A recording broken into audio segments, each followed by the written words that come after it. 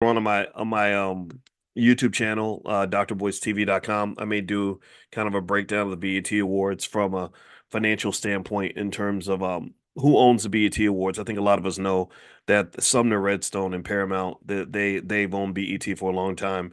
And I think that when there was a chance for them to sell it to black people, they didn't want to do that. They chose not to do that. And Paramount is an interesting company because they're kind of a mess. They're just a real messy organization. They're very sloppy. They're very bad at running their business. They're being sold right now, or I don't know if the deal went through, but I do know that the Redstone family's a mess. Also, Paramount is a mess, and it's being sold mainly because the company's been run so badly. And so, anyway, so there's a lot more to talk about with the BET Awards, and also in terms of just influence. I noticed that the platforms often used to push political influence onto Black people, and then there's other cultural influence as well. And I find that really interesting because I noticed a lot of people are kind of rebelling against that. I think Kamala Harris made an appearance on the BET Awards, and it didn't go so well based on what I see on social media. But then again, I'm sure some people were okay with that. And so anyway, I just think also just from a general um, financial consciousness standpoint, I would argue that if I'm a black celebrity, I am not gonna go and be political. I'm not gonna say everybody vote for the Democrats or everybody vote for the Republicans because I think it's too divisive right now. But anyway, that's just a thought. And was BT ever owned by a black person? Yeah, Bob Johnson used to own it. And Bob Johnson, he was the founder of BET and he sold BET, and a lot of people were mad at him for doing that. Because, to some extent, when you sell a media outlet, that's a little bit deeper than just selling like a bakery or I don't know, like a basketball team or something. When you sell a media outlet, what you're doing is you're selling the ability to share information and to propagandize a group of people. Your media is very, very powerful. When one country invades another country, one of the first things they do is they blow up the radio stations. They spread propaganda. They make sure if you're a person that shares information to a large audience, then they'll go and kill you to make sure you're not sharing the wrong information or information they don't want you to share. Like China is very deep in terms of controlling how information is disseminated. They did that during World War II, etc. So to some extent, it's a massive black national security risk if you are into any form of black nationalism, say Malcolm X style, and you believe in the sort of defending the black community in some way. It's a huge security risk that most of your media outlets are owned by people who are not like you. The Jewish community would never allow someone else to shape their culture. They would never allow somebody else to say this is your culture and have that come in the form of some corporation that's owned by other people. But because our financial consciousness is not where it needs to be, a lot of times we don't see that. We don't think that through. We're not processing these things. So anyway, that's my quick thought on the BT Awards. Actually, I wanted to talk to you guys about credit card stuff today because I feel like this is something that was actually on my mind as I got up this morning and was playing virtual golf. I was listening in on what happened with this interesting credit card they just put out called Built, BILT. And the Built credit card, and you may want to look into one if it works for you. Seems like a pretty good deal. The Built credit card basically solved an interesting problem where they were having trouble. Like people, I guess they most landlords do not take credit cards. And they say that landlords do not take credit cards because there's a fee attached and they don't want to give up that fee. So, for a long time, they didn't allow you to use your credit card to pay your rent. Well, Built came and solved that problem by basically making a partnership with Wells Fargo, where basically they said the landlord won't have to pay anything, and Wells Fargo pretty much agreed to cover a lot of the fees. They're paying Built money for every customer and paying a percentage for every whatever transaction. The customer doesn't pay the fee, I think, and the landlord doesn't pay the fee. So Wells Fargo pays the fee in partnership with this company Built. But anyway, the Built's been around a long time. Yeah, so maybe it's been revised recently. I didn't know how long it's been around. I got to look up the history on it. But yeah, so Built out here, and the big talk about Built right now. is that it's costing Wells Fargo insane amounts of money. It's costing them $10 million a month. And I know that hasn't been going on for a long time, because if it were, Wells Fargo wouldn't exist. They'd be out of business. And so I was listening in on what happened, with this deal and why it was so bad for Wells Fargo. And what I concluded was, it was really interesting, is that basically this credit card deal did not work, mainly because they made some assumptions that did not turn out to be accurate. They made assumptions about credit card usage for the consumers that would get the built credit card that just didn't pan out. So one of the assumptions that they made was that if you got a credit card with built, you were going to keep a balance on the card. Because if you keep a balance on your credit card, then the credit card company makes its money by charging you interest, and sometimes they'll charge an insane amount of interest. But because people aren't really paying attention, they don't they just kind of pay that fee, and that's it. So effectively what they found was that the customers that were getting this built credit card were not doing what they thought they were going to do. They thought they were going to be unconscious financially, and that they were going to just carry this balance and sort of, not consciously think about how much they're paying in interest. But what the customers were doing was the exact opposite. They're very conscious. They were using the credit card just to pay the rent, and they also were paying off the balance. Like, so they used the card to pay the rent to get the points, but then they would go and pay off the card really fast. So there was no balance. So they weren't paying all these interest fees. The second thing that they thought customers were going to do was that once they got the card, they were going to just use it for a bunch of stuff. You just go buy stuff with it. And they found that the customers weren't doing that. They were only using it for one thing, just to pay the rent, and then they quickly pay off the balance. So they weren't able to get the customers to spend more money, and they weren't able to get the customers to keep a balance. And I thought that was really fascinating. In that that's not typical. If they had come to me and said, I think that this is what customers are going to do, I'd say, yeah, you're about right. American consumers are just really bad when it comes to spending. The financial consciousness of the average American consumer is not very high, but it varies based on how much financial literacy you have, what your economic culture is, what your financial goals are, how in touch you are with those goals. So you don't want, so credit card companies, they don't really want to target everybody. They don't want everybody to get in their credit card. What they want is they want the people that are gonna get caught slipping. Shout out to Spice One in the Bay Area, one of the greatest poets of all time. And he used to have a song where the chorus was, "If they catch you slipping, then your ass is gone," right? Except he cussed a little bit, but I'm not gonna cuss because it's too early in the morning to be doing all that cussing.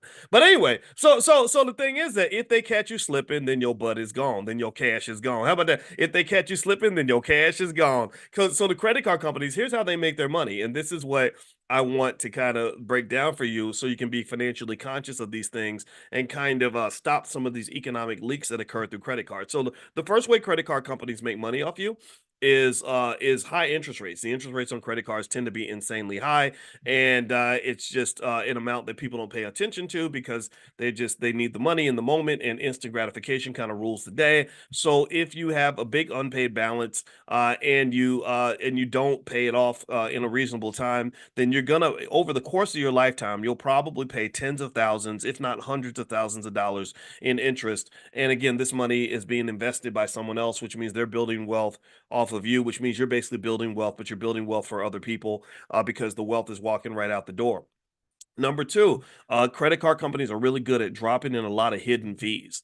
Fees are just a sneaky little way that credit card companies are able to make a ton of money off consumers. So they have annual fees, late payment fees, a lot of transaction fees, and a lot of these fees are really deep in the fine print, because they know people don't read the contract, right? And ultimately, so one thing maybe is that if you get a credit card, now you got AI. So you could take a PDF, download on your computer of the contract, or even on your phone, load it into AI and have AI tell you, like, just say, what are the fees I have to pay that I don't see? And they might be able to analyze that for you. AI is being used a lot to analyze contracts that maybe you don't have the time to read, because those things are insanely long and detailed, and it's crazy.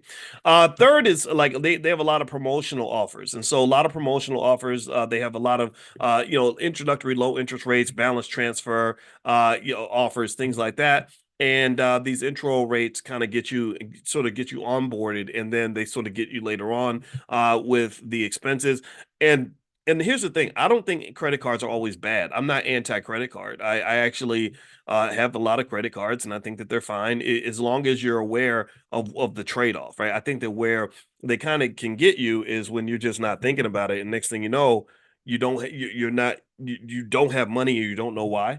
I've gone through that before, where you just say, "Gosh, where did all the money go? What happened?" And that to me is a perfect example of where a lack of financial consciousness, which is what we do every single morning. You guys know this, every morning at 10 a.m. Eastern, we're talking about financial consciousness. And that's really a big part of it. It's sort of just at least if your money is going out of your pocket, just knowing where it went, just knowing just or even being time conscious means that if you use time, you know what you used it for. You don't waste time, and you don't sort of look back and say, "Man, where did all the time go?" Well, consciousness is a big part of it. Like, I'll give you a little tip. If you ever want to be, how about this? Let me ask you all a simple question. How many people have ever heard or felt this way? Let's say you see somebody's child, and last time you saw them they were 2, and now they're 18, and they got a deep voice and going to college, and you just look back and you say, "Oh my God, where did the time go?" Does anybody sort of feel this way all the time? Like, where you just literally, or you're like, "Oh my God, I remember it seemed like yesterday that 2011 was way off in the future." Like, we didn't even talk about 2011 back in the 90s, and now 2011 is like ancient history. Now I got to talk to somebody who thinks that they grown, who was born in 2011. Our daughter was born she was born in 2010, and she's walking around like a grown. She's taller than me. She's 5'11". So it's weird, right? I don't know if anybody else. It's crazy. And here's what I realized. I realized that the reason that it seems like, or my theory, my this is a Dr. Boyce theory. This is not scientific. Okay, I want to make that clear. My theory on what's happening there is that in hindsight, time seems to be going by quickly, because as we become adults, we get into like this rut where we do the same thing every single day. Get up, go to work, come home, go to bed. Get up, go to work, come home, go to bed. Get up, go to work, come home, go to bed. Whereas when you were a little kid, every year was different. Like, you remember the difference between maybe the seventh grade and the fifth grade, because it was a big difference. The seventh graders seemed like big giants when you were in the fifth grade, or whatever, or you were learning new things, and your life was changing, or maybe you were going to different schools and stuff. Whereas, like, something about adulthood is where you just kind of hit this like steady state where things are just kind of the same year after year, sometimes decade after decade, and then it all kind of mushes together. Like, a lot of times, if I was to ask you, okay, tell me some of the big differences between 2014 and 2015 in your life, it would be hard to remember unless you had a major life event, right? Somebody died, you started a new relationship, or you started a new job, or maybe something major happened, positive or negative. You won the lottery or had a major surgery. If something major happened that year, then you remember that sticks out in your brain. But if 2014 was the same year as 2015, same relationship, same job, same everything, nothing significant happens, it all blends together, becomes big like a time sequence version of mashed potatoes. It just mashes together. So one thing I used to do was, I would start documenting when I was younger. When I started this when I was 19, I would just kind of document major things that would happen in my life periodically. And what I learned by doing that was that there's a lot of time that goes by where we don't remember details. So sometimes I might read something about what I was doing in 2016, or I might go through my calendar and look at the events on my calendar in 2016, and I'll say, "Wow, this guy Boyce was really busy in 2016. He was doing a lot of stuff, and half the stuff I wouldn't remember. Friends I had back then, business deals I was doing, trips I was taking. And then what happens is it would get kind of pinged in my head, like, "Oh yeah, I remember that trip. Oh yeah, I remember talking to that guy. Yeah, I don't, and then next thing you know, you realize how much time has gone by, because your consciousness has kind of been heightened with this new information, right? So I personally think that in order to be conscious, maybe just paying attention to the details, documenting details of your life can help you with time consciousness. And I think same thing is true with money. Financial consciousness tends to rise when you have things like a budget. When you have a budget and you're consciously looking at the budget and consciously approving each item on the budget over and over again, each month, then that kind of helps you understand where your money's going. So you don't sit here and say, man, where did all the money go? But if you're just making it rain and just throwing money out, here's $5, here's $10, here's $100. Next thing you know, your money will be gone. Because your memory, I agree with you, and your memory doesn't really serve you very well. It's really a matter of just using, I think, tools of technology and stuff like that to document things and keep up with things. So let me finish this conversation on credit cards, so we can kind of move on. But by the way, I wanted to mention also, you guys know that as a companion to Money in the Morning, which we do every single morning at 10 a.m. Eastern, we also created something called Money in a Minute because a lot of you wanted to learn specialized skills in special areas. So Money in a Minute is designed where every day on your phone you would get a text message with a 90-second lesson on some topic you want to learn. So the top topic that you guys picked was stock options. So the first Money in a Minute sequence that I created was the fundamentals of stock options. It's literally called Stock Options 101. So if you want to sign up for Money in a Minute, you can do it a couple of ways. One, I'll put the link in this chat if you're inside the Zoom. If you're not, if you want to also get it via text message, text the word Miami, Miami, because Miami is money in a minute. Get it? Money in a minute, Miami. Haha. So text the word Miami to the number 87948. If you text Miami to 87948, you'll get the sequence sent to you via text, but you have to log in order to get access, which means that you'd have to subscribe. Now, I mentioned to you yesterday though that for the next day, you can actually the lifetime access fee is $2.99, which I think is good for a class taught by a college professor. And but actually for those of you that are in this class, you can actually get access for $99 until the end of tomorrow. So what I'm going to do is put the link in here so you guys can hit this link, and I'll also text the discount link out to those of you that are in the Money in the Morning class, and to get on that list to join this class every morning. You can actually just text the word morning to 87948. So let me put this in the chat really quickly. So let's see if I can find this. Hold on, give me a second. All right, so so we're also going to talk about so let's finish talking about the credit card thing. Okay, so give me a second here. I think this is nope, that's the wrong link. Okay, hold on. So basically, one of the things I can say is that I remember when I was doing a stint with the Center for European Economic Research in Germany back in 2006. Or maybe it was 2005. I think it was 2005 because I think I taught in China in 2006. And I was on the faculty of Syracuse, and there's some link, by the way. And I remember that when I was in my office working on some stuff, all you do is you sit around and you're pecking on your computer all day because you're doing research and stuff. One of my German colleagues came in and he literally just asked me flat out. He said, "What's wrong with Americans?" And I didn't understand what he meant. And he said, "Well, I looked at the data, and Americans, you all," he said, "in Germany, we we make less money than you, we pay more in taxes than you do, but yet we save 5 times more than you do." And so basically, what he said in Germany was that the economic culture, when it comes to spending and credit card use and things like that, was very different from Americans. He said in Germany they can't just trick us the way they can with Americans. We're not addicted to spending. We're not out here trying to just trick off all our money, stuff like that. We conserve our money because we know that if we run out of money, we're in big trouble.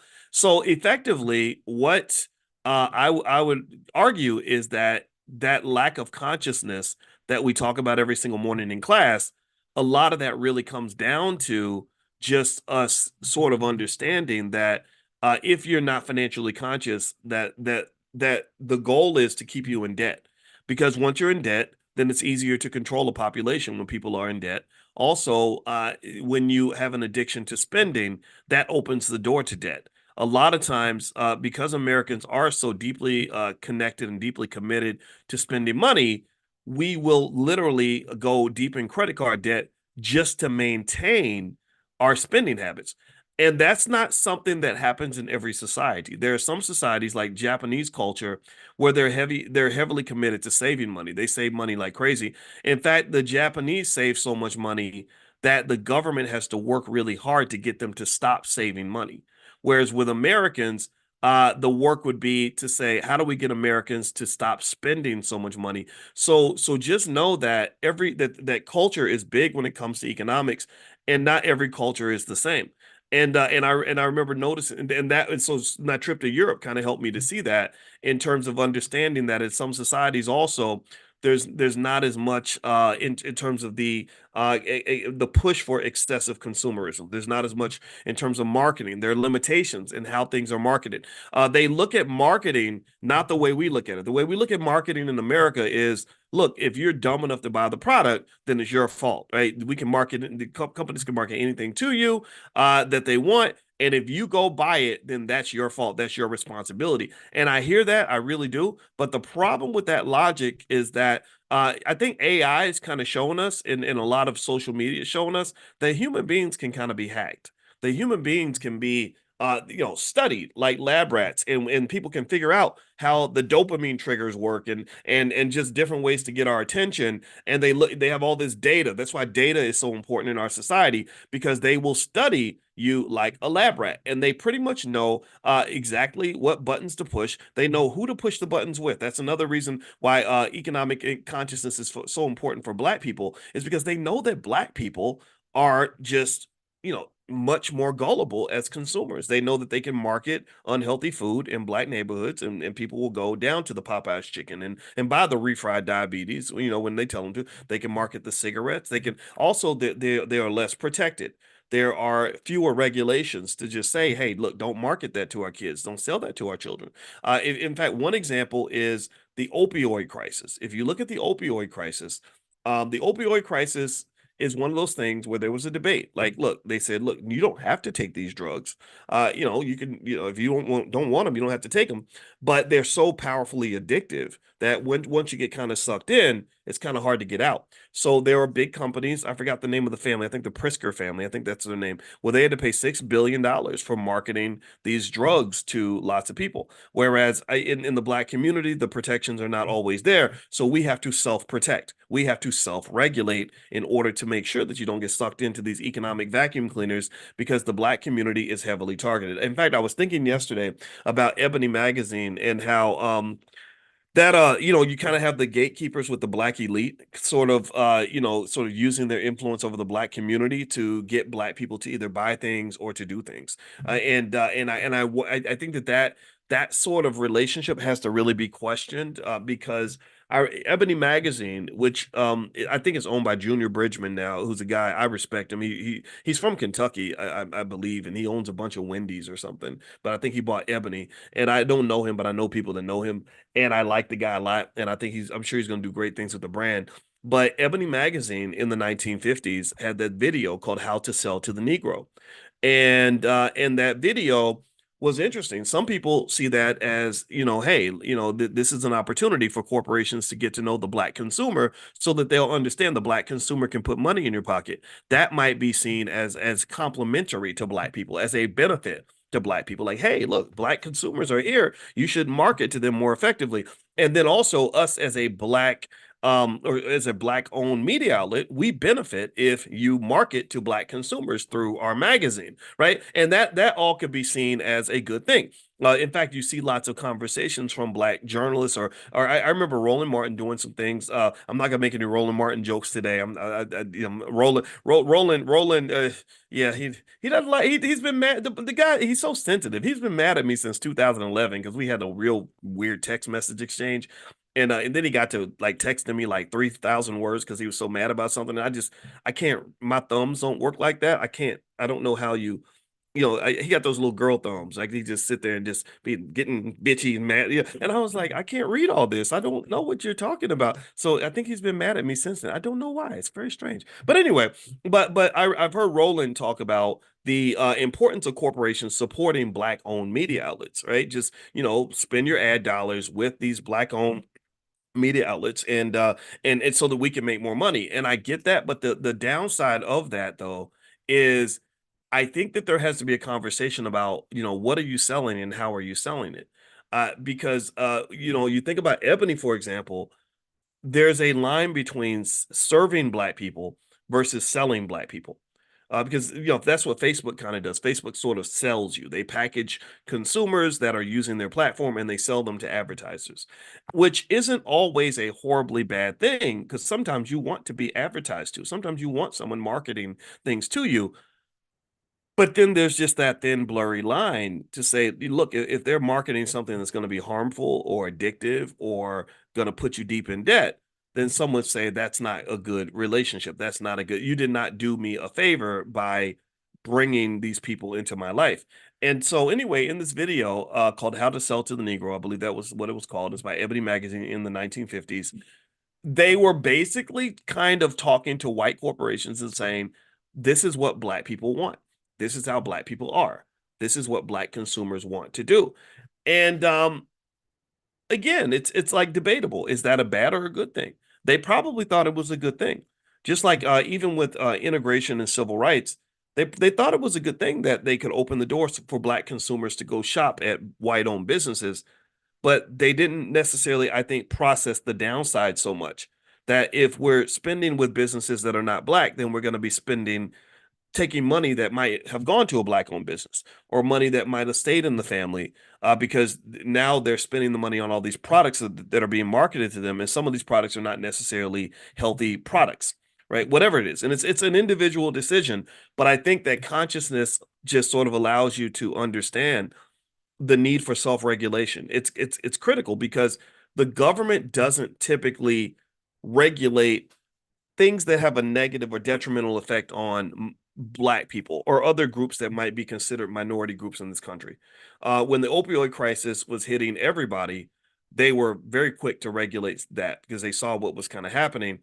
But when we've had situations, the crack epidemic and all that, it's just kind of a different conversation. Remember, there's also other epidemics that don't necessarily get addressed in media. But if you look at how many of us have people in our family that die from preventable health issues that came from an addiction to fast food or an addiction to to alcohol or other things that are being heavily promoted, you would see that the effects are there. And I don't think that you should wait until other people tell you that there's a problem.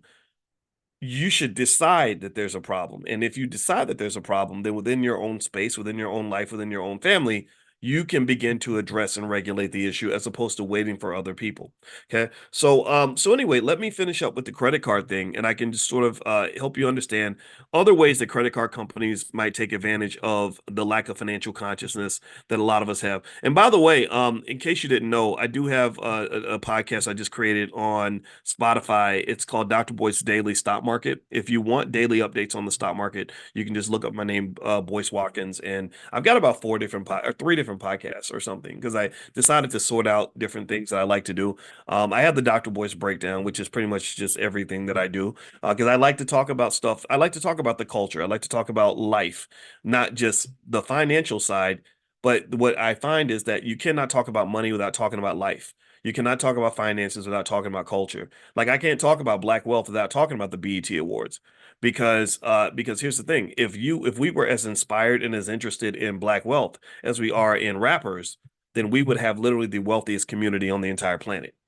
Literally, if we were as interested in building for the next generation as we are in what rappers like Lotto and Cardi B and Kendrick Lamar are doing, we would literally have more wealth than white people, Jewish people, Asian people, and everybody else, right? If we were as interested in wealth as we are in sports, as interested in wealth as we are in sex, right? I think I just saw something the other day that said that Houston has this out of control HIV epidemic and that the STD rate is crazy and Atlanta has always been off the charts. And so, when I see this, I think about it and I guess what I think might be complex ways in that I think sex is very natural. I think that that's what because we're all in this room because somebody had sex. Like sex is a big deal. It's God's way of incentivizing us to reproduce. But sex also comes with a lot of dopamine injections and various chemicals that affect your mental state, from oxytocin to phenylethylamine to vasopressin. And what happens is that for some people, the sex becomes a coping mechanism to deal with undiagnosed, untreated trauma.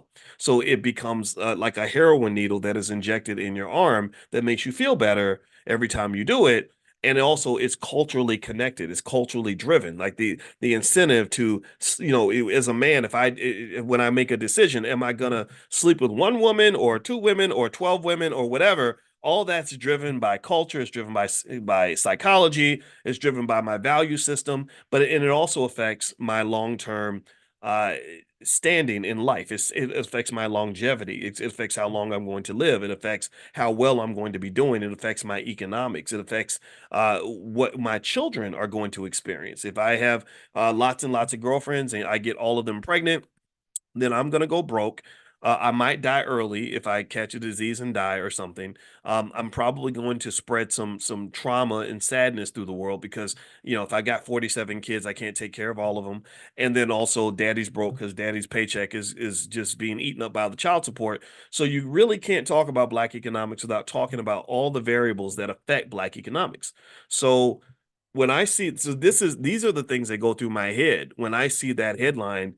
You know, 47,000 people in Houston have STDs, or 100 at 50. I forgot what it was, some insane number. And there was a nurse crying because she talked about how many patients are coming in with AIDS. When I see that, I'm thinking about all of the side effects of this. And really it always circles back to the economics, because if your parents die from AIDS, then that's probably going to affect you economically.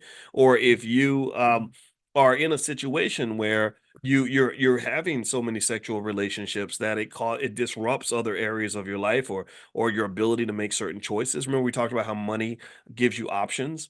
Well, I don't have a lot of options if I am a single mother with five kids with five different daddies. My economic options that get kind of dried up, especially if I did not have the ability to take the time and at least carefully select the kinds of men that I chose to have children with. Right? I think that these little things, this proactive thinking, is important. And then also, here's where culture comes into play with that. I know I'm going down the stream of consciousness. I hope that's okay.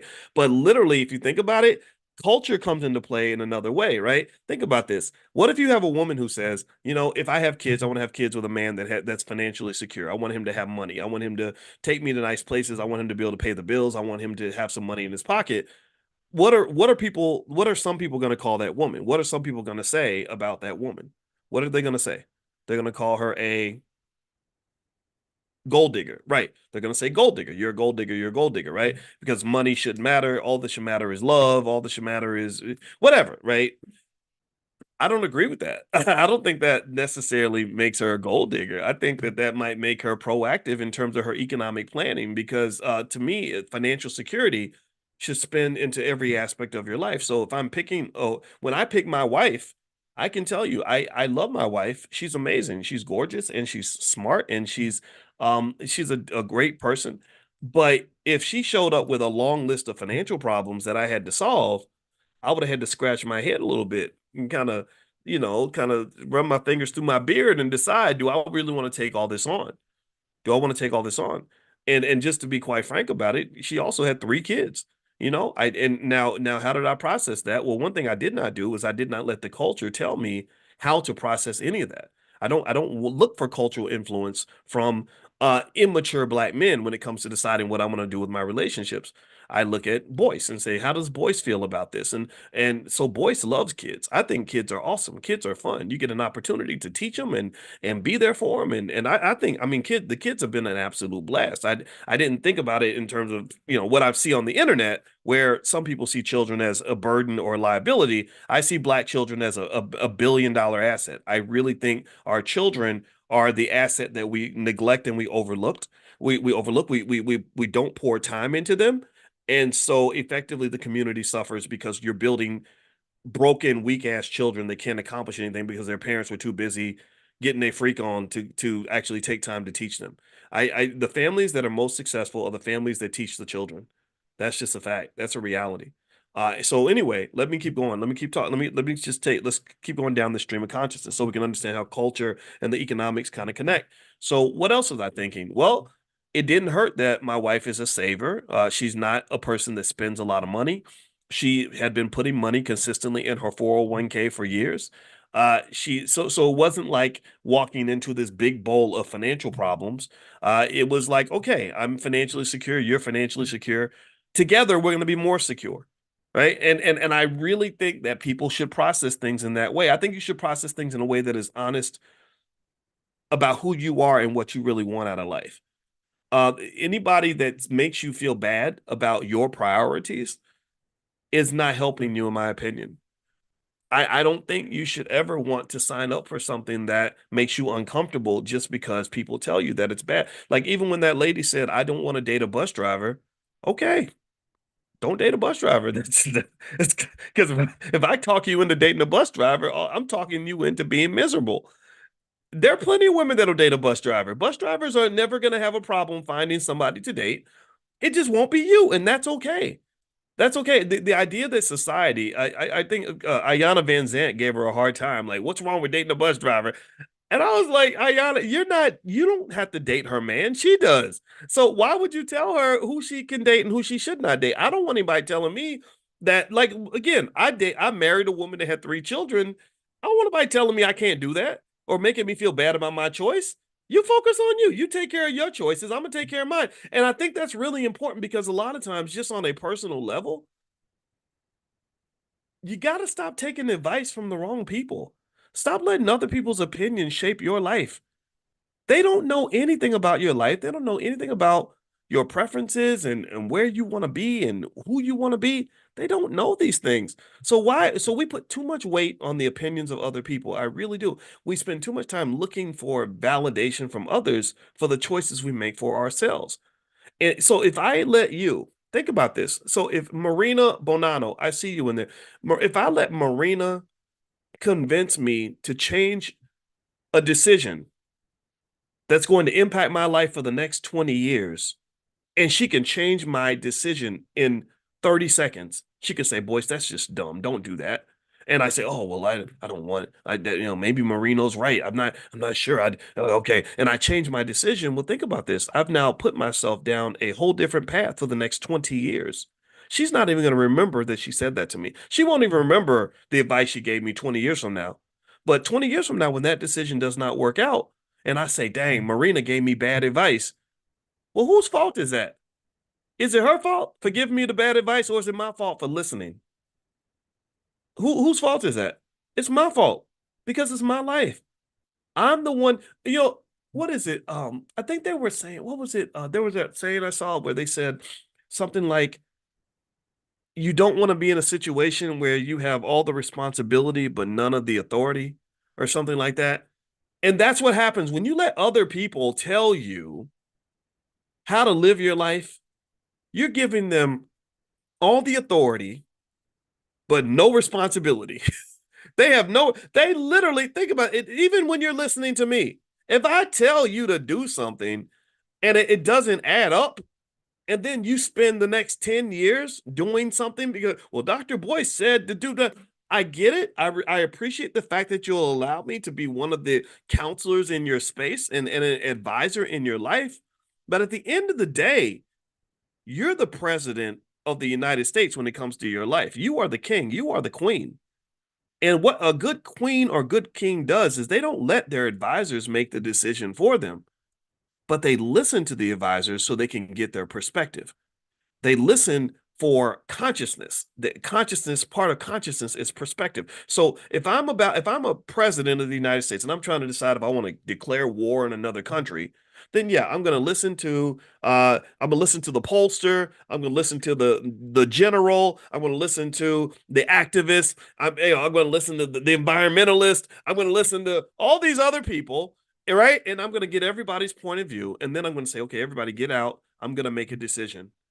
You don't let other people make decisions for you in your life because that typically to me is it's not just a recipe for failure, but it's a recipe for misery too.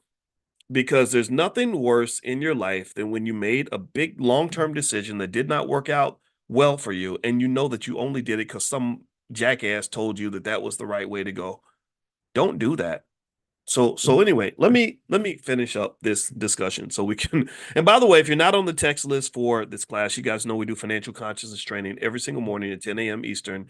You can text the word morning to 87948.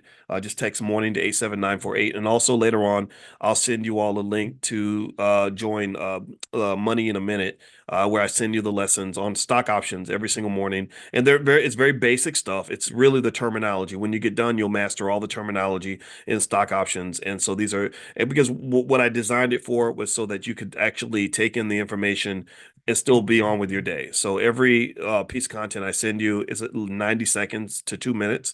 And basically, it gives you an opportunity to learn a new concept so you can slowly but surely kind of seep this into your space. And stock options is what you guys asked for. And I'm a big believer in stock options. In fact, after I get done, I'm actually going to get on my app and sell my stock options for the week. And I do generate thousands of dollars doing this. And I'm not telling you what to do. It's not investing advice, but it's really something I think is a great way to make money. It's better than any other money making method I've ever seen in my life, and I've seen a lot. So take it for what it's worth. All right. So anyway, let me finish up this here.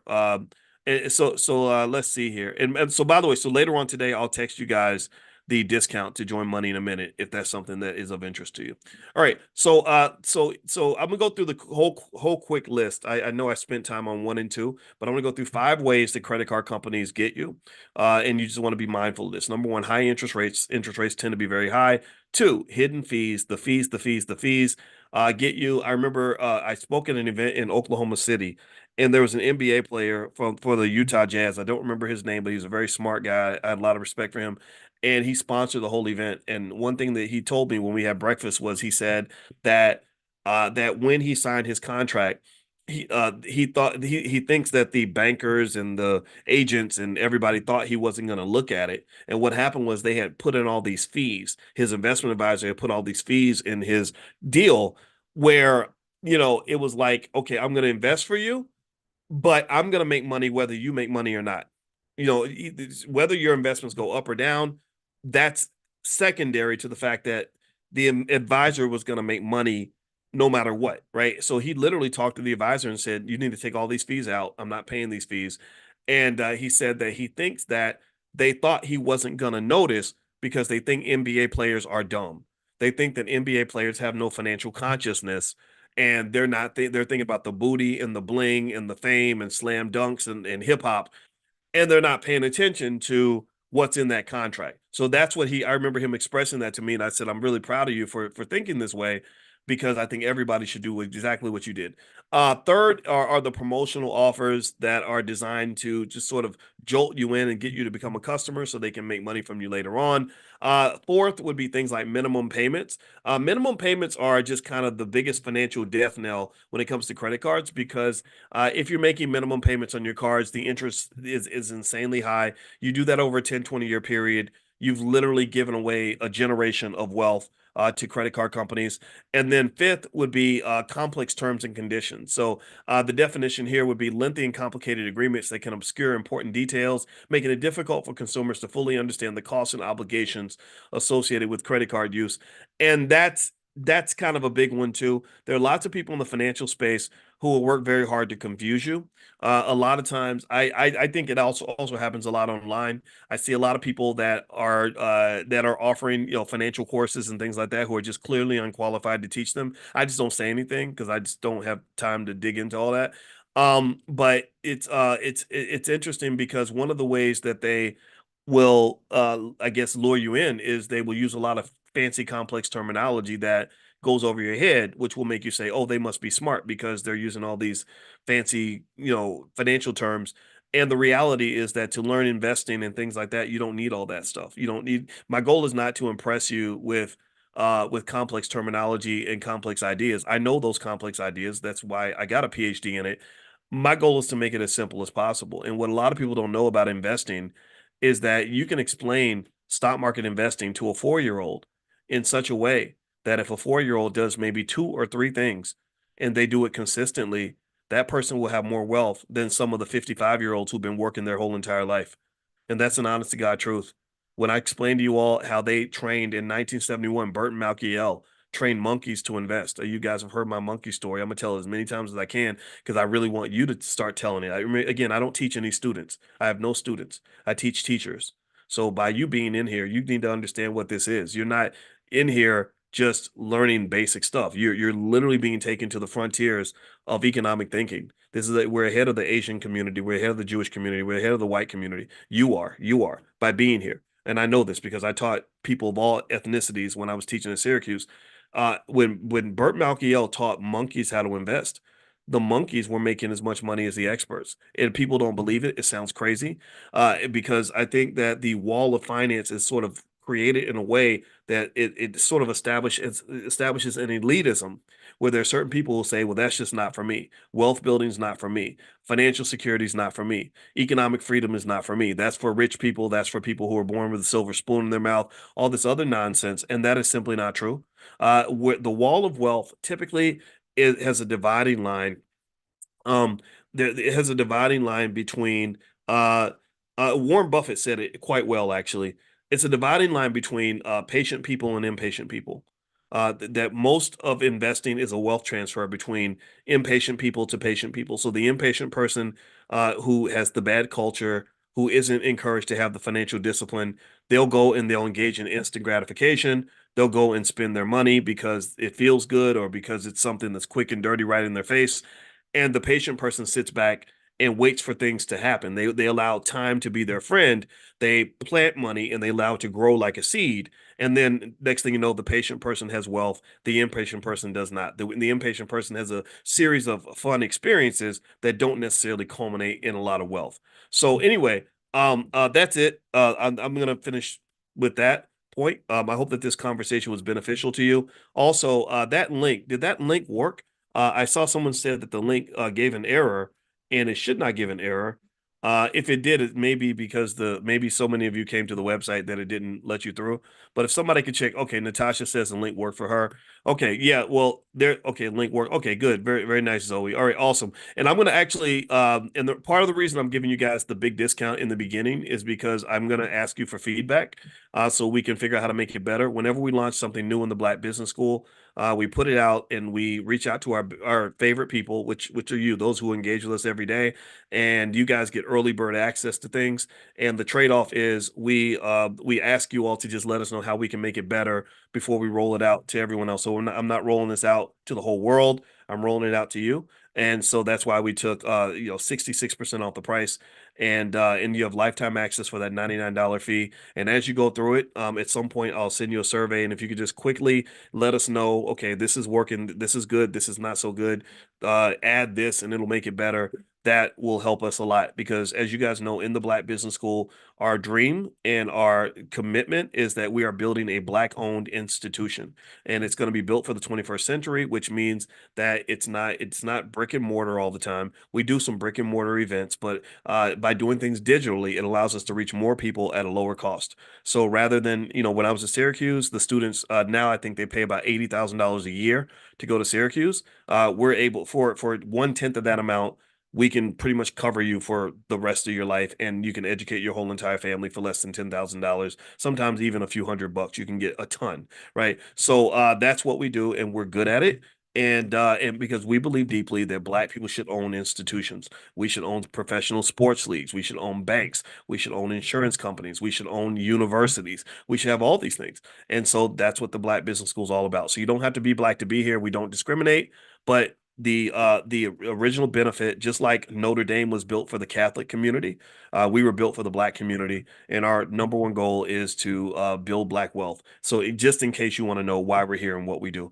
All right. So anyway, do Prime members need to sign up? No, yeah. This is the discounts pretty much across the board, and so Prime members, that's a kind of a separate thing. But we have plenty of stuff in there for Prime members also. So there's a lot of stuff there, but this is not included.